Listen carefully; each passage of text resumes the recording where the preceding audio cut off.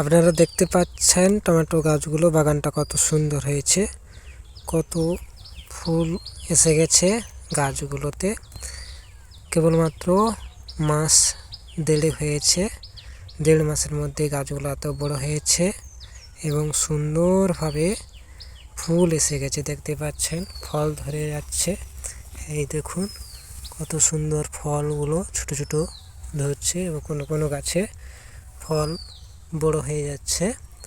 তো এত সুন্দর গাছগুলো, এর জন্য কোনো কিছুই ওষুধ প্রয়োগ করা হয় না, এর জন্য কোনো রাসায়নিক ওষুধ দিতে হয় না বা বাইরের যে জৈব এবং রাসায়নিক কোনোটাই প্রয়োগ করতে হয় না।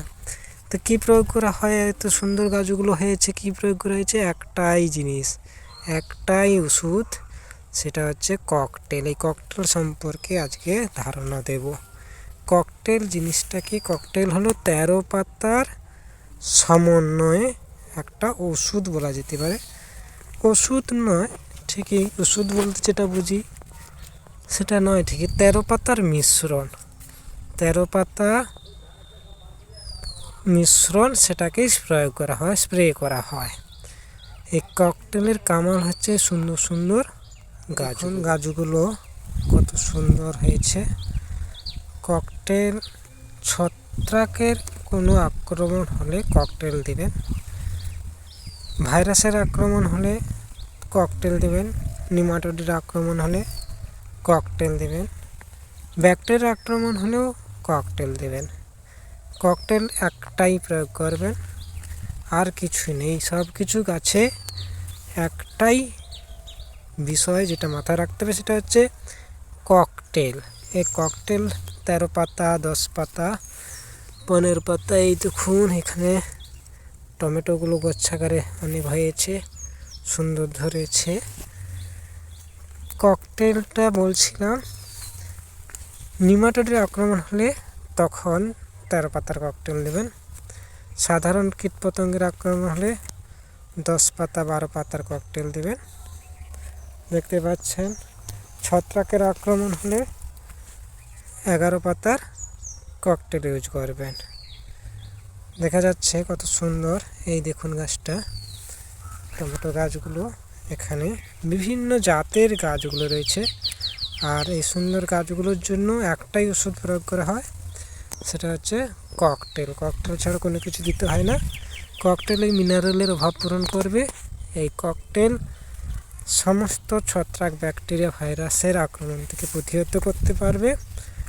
এবং এই ককটেল দিলে পর অন্য কোনো কিছু প্রয়োগ করতে হয় না, শুধু জল ছেড়ে একটু কম দেবেন, কারণ ককটেল প্রয়োগ করার সময় ককটেলের সহিত যে জলটা প্রয়োগ করা হয় সেটাই এর অভাব পূরণ করে। এই ককটেল কোথায় পাবেন? ককটেল পাওয়ার জন্য আমার চ্যানেলে সবসময় যোগাযোগ রাখবেন, ককটেল পাওয়া যায়। দেখতে পাচ্ছেন এই টমেটো গাছগুলোর মধ্যে কফি গাছগুলো রয়েছে, কফিগুলো তুলে নেওয়া হবে আর টমেটো গাছগুলো সেই জায়গাতে বিস্তার লাভ করবে। এই জন্য কফিগুলো সাথী ফসল হিসাবে রাখা হয়েছিল। কফিগুলো খুব বড় হয়ে গেছে।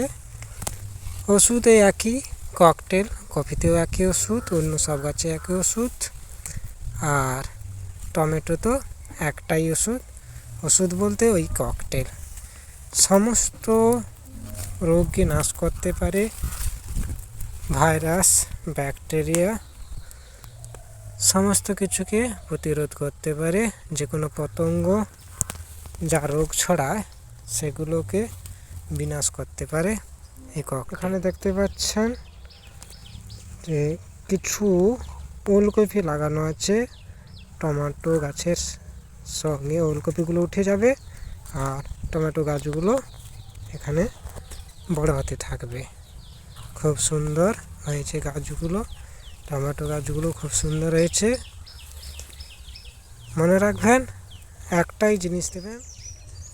এখানে কিছু পালং শাক রয়েছে, পালং শাকটা তোলা হয়ে যাবে আর এই টমেটো গাছটা পুরো জায়গাটা জুড়ে বড় হতে থাকবে।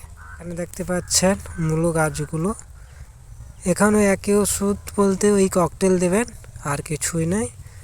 আর মূলো গাছগুলো উঠে যাবে, টমেটো গাছগুলো ওই জায়গাটা পরপর বড় হয়ে চলে যাবে। কত সুন্দর গাছগুলো, লক্ষ্য করুন, সুন্দর গাছগুলো হয়েছে। আর একটাই জিনিস দেবেন, সেটা হচ্ছে ককটেল। সাদামাছির হাত থেকে বাঁচতে ককটেল দেবেন, সাদামাছি চলে যাবে। গাছে ভাইরাস লেগে গাছ কুঁকড়ে গেলে ককটেল দেবেন। সেই মুহূর্তেই ককটেল প্রয়োগের 24 ঘন্টার মধ্যে রোগটাকে থামিয়ে দিতে সক্ষম ককটেল। ককটেল পেয়ে যাবেন অ্যাকোয়াগ্রিন ভিলেজ লাইফ। এখান থেকে অ্যাকোয়াগ্রিন ভিলেজ লাইফ থেকে আপনারা ককটেল পেয়ে যাবেন। খুব সুন্দর, গাছগুলো সুন্দরভাবে গ্রো করতে এবং মিনারেলের অভাব দূর করতে ককটেল অপরিহার্য এবং খুব ভালোভাবেই কাজ করে।